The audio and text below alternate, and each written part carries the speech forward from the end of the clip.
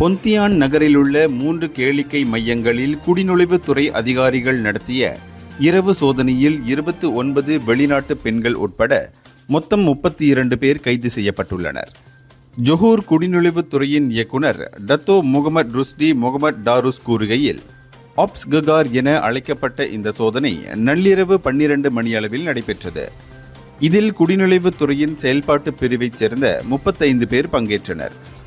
சோதனையின் போது மொத்தம் 69 பேர் பரிசோதிக்கப்பட்டனர்.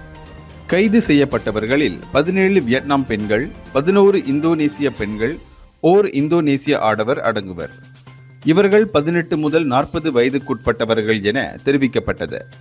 விசாரணையின் போது அவர்கள் சமூக பயண அனுமதி, தற்காலிக வேலை அனுமதி ஆகியவற்றை தவறாக பயன்படுத்தி வாடிக்கையாளர் சேவை வழங்கும் பெண்களாக வேலை பார்த்தது உறுதியாகியுள்ளது. மேலும் அந்த மையங்களின் மேலாளர்கள், கண்காணிப்பாளர்களாக இருந்த 3 மலேசிய ஆண்களும் கைது செய்யப்பட்டனர். அவர்கள் வெளிநாட்டு பெண்களை சட்டவிரோதமாக வேலைக்கு வைத்தது தொடர்பாக விசாரிக்கப்பட்டு வருகின்றனர்.